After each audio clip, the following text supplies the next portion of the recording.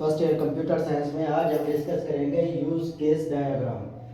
ये use case जो हमने पीछे यूएमएल पढ़ा था उसी में से है।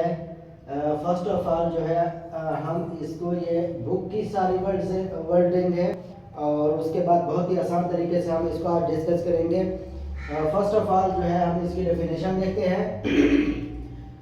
Descriptions of a set of interaction between user and system to achieve a goal।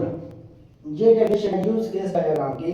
तो यूज केस डायग्राम दरअसल इंटरएक्शंस पैदा करता है एक सिस्टम और यूजर के दरमियान। सिस्टम और यूजर के दरमियान इंटरएक्शंस है अपने खास मकसद को अचीव करने के लिए।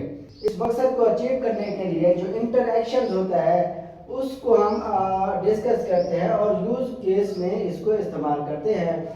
It models the behaviour of a system.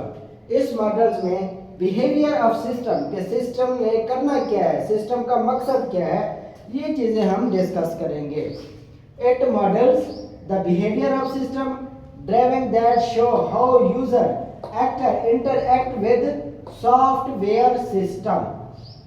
के एक एक्टर जो है यूजर को जो है हम यहाँ पर एक्टर बोलते हैं कि एक्टर जो है वो सॉफ्टवेयर सिस्टम से कैसे इंटरएक्ट होता है, कैसे उसको चलाता है, कैसे उससे बेनिफिट लेता है। सॉफ्टवेयर की जब बात होगी तो सॉफ्टवेयर में हमारे पास दोनों सॉफ्टवेयर आ जाएंगे जिसमें हमारे पास एप्लीकेशन सॉफ्टवेयर भी है और सिस्टम सॉफ्टवेयर भी है और दोनों का मकसद जो है वो डिफरेंट मकसद है, डिफरेंट पर्पस है, एप्लीकेशन सॉफ्टवेयर और सिस्टम सॉफ्टवेयर। चले उस बेस में हम नहीं जाते। It shows how a user reach a goal. इसका मकसद ये शो करता है कि यूजर जो है वो सिस्टम से कैसे अपने गोल्स को अचीव करेगा, सॉफ्टवेयर से कैसे अपने मकसद को अचीव करेगा।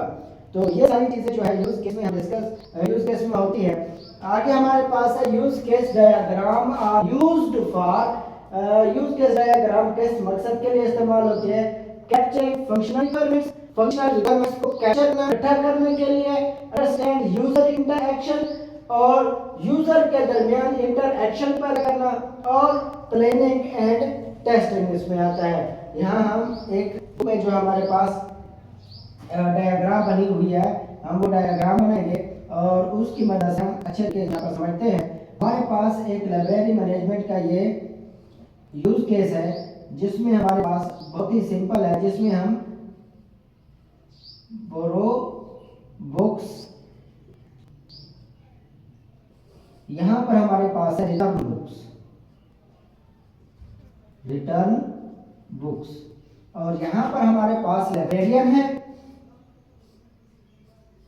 ये लाइब्रेरियन है और यहां पर हमारे पास है स्टूडेंट्स, ये हमारे पास स्टूडेंट्स है, ये लाइब्रेरियन है